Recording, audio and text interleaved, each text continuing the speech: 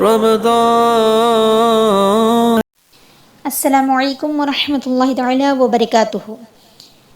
اللہم صلی علی سیدنا و مولانا محمد معدن الجود والکرم و آلہ و اصحابہ وبارک وسلم. صلاۃ و سلام علیک یا سیدی یا حبیبی یا رسول اللہ صلی اللہ تعالی علیہ وسلم. بسم اللہ الرحمن الرحیم. نبی اکرم نور مجسم شفیع معظم صلی اللہ تعالی علیہ وسلم کی رمضان شریف کے معمولات عالیہ میں سے اعتکاف ایک اہم سنت مبارکہ ہے. اعتکاف کے کچھ شرائط ہیں اور اعتکاف کی کچھ قسمیں ہیں اور اعتکاف کے کچھ مسائل ہیں. چلیے ناظرین کرام اس کو جانتے ہیں. اس کو جاننے سے قبل اگر آپ اس چینل میں نئے ہیں تو سب سے پہلے سبسکرائب کر لیں، اور اگر آپ کو یہ ویڈیو اچھا لگ رہا ہے اور آپ کو مسائل سمجھنے میں کوئی پریشانی نہیں ہو رہی ہے یا پھر وہ ہو رہی ہے تو دونوں طریقے سے آپ کمنٹ کر دیں. اگر ہو رہی ہے تو ہاں لکھیں، اگر نہیں ہو رہی ہے تو نہ لکھ دیں، تو آپ کو انشاءاللہ تبارک و تعالیٰ دوسرے آسان طریقے سے سمجھایا جائے گا. تو اعتکاف کے ناظرین کرام 7 شرائط ہیں. پہلا ہے مسلمان ہونا، دوسرا ہے عاقل ہونا، تیسرا ہے اعتکاف کی نیت کرنا، چوتھا ہے مسجد میں ٹھہرنا، پانچواں ہے سنت و واجب اعتکاف میں روزہ سے رہنا، نمبر 6 ہے مرد و عورت کا جنابت سے پاک رہنا، نمبر 7 ہے عورت کا حیض و نفاس سے خالی رہنا. اور اگر اعتکاف کے دوران حیض و نفاس آ جائے کسی عورت کو تو اس صورت میں اعتکاف سے اٹھ جانا چاہیے. اب اٹھ جانے سے کیا ہوگا؟ اگر یہ اعتکاف واجب تھا تو اس عورت کو اعتکاف کی قضا کرنی ہوگی. اعتکاف کی قضا اس عورت پر لازم ہے. چلیے ناظرین کرام جانتے ہیں اعتکاف کی کتنی قسمیں ہیں. تو اعتکاف کی قسمیں 3 ہیں. پہلی قسم ہے واجب، دوسری ہے مسنون، تیسری ہے مستحب. اعتکاف واجب کا مطلب کیا ہے؟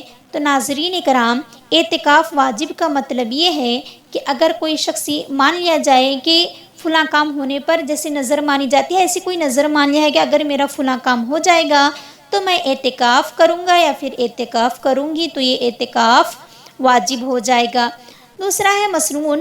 مسنون اعتکاف کب ہوگا؟ تو رمضان المبارک کے آخری عشرہ یعنی 20ویں روزے سے 30ویں یا پھر 29ویں روزے تک کا اعتکاف کو اعتکاف مسنون کہتے ہیں.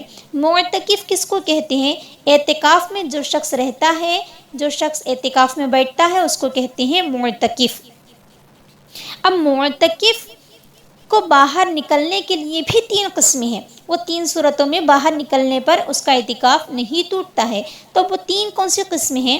نمبر 1 ہے حاجات شرعیہ، نمبر 1 ہے حاجات شرعیہ، نمبر 2 ہے حاجات طبعیہ. نمبر 1 ہے حاجات شرعیہ، نمبر 2 ہے حاجات طبعیہ، نمبر 3 ہے حاجات ضروریہ. اب یہ حاجات شرعیہ کیا ہے؟ مطلب حاجات شرعیہ یعنی جو شرعی طور پر ضرورت پیش آئے، جیسے جمعہ و عیدین کی نماز وغیرہ.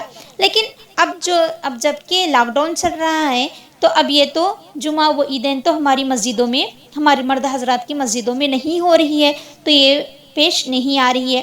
نمبر 2 ہے حاجات طبعیہ، یعنی طبعی طور پر کوئی حاجت پیش آئے، ہماری جو طبیعت میں کوئی ضرورت پیش آئے جیسے پیشاب پاخانہ یا پھر غسل وغیرہ، تو اس ضرورت کی بنا پر اگر اعتکاف کی جگہ سے اٹھ کر جاتے ہیں تو اعتکاف ناقص نہیں ہوتا ہے.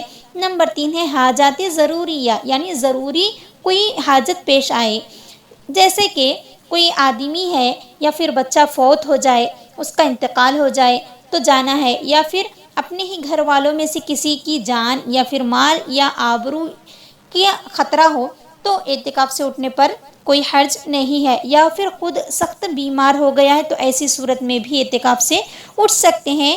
اب اعتکاف ان صورتوں میں فاسد نہیں ہوگا. کن صورتوں میں؟ حاجات شرعیہ، حاجات طبعیہ اور حاجات ضروریہ. اگر آپ کو مسائل نہیں سمجھ میں آ رہے تو آپ کمنٹ کے ذریعے سے بھی پوچھ سکتے ہیں.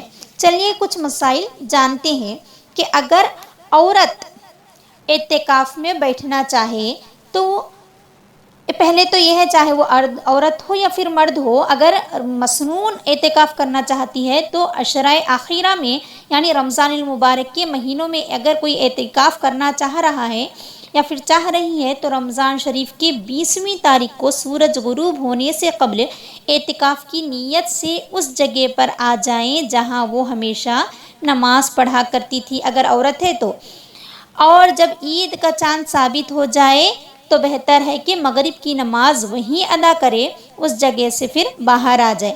باقی اعتکاف کی حالت میں دن رات اسی اعتکاف کی مقررہ جگہ میں رہے، وہی کھائیں وہیں پئیں، مطلب کھانے پینے سے مراد روزہ تو واجب ہے، روزہ تو فرض ہے، روزہ رکھنا ہی ہے، افطار اور سحری اسی جگہ پر کریں اور وہیں سوئیں، صرف وضو کرنے کے لیے یا پھر جیسے کہ پیچھے گزرا ہے حاجات ضروریہ یعنی پیشاب پاخانہ غسل وغیرہ تو اس کے لیے باہر آ سکتی ہے۔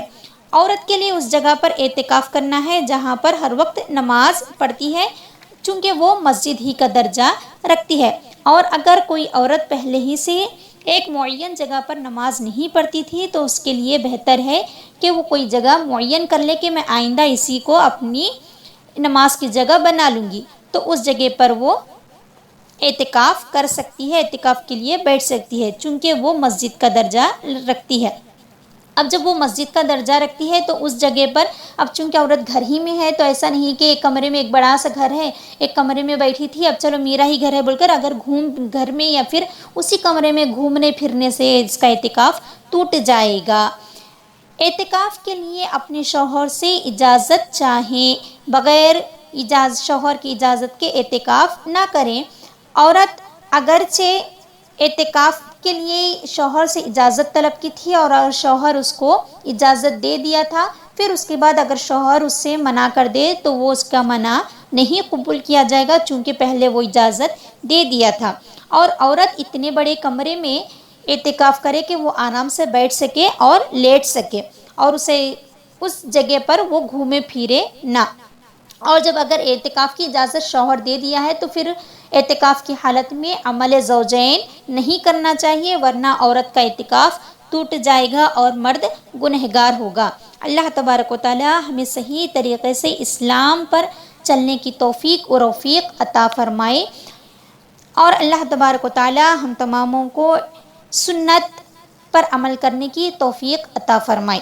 اگر آپ کو کوئی بات نہیں سمجھ میں آ رہی ہے یا پھر آپ کو کوئی سوال ہے تو کمنٹ کے ذریعے سے آپ پوچھ سکتے ہیں۔ السلام علیکم ورحمۃ اللہ تعالی وبرکاتہ۔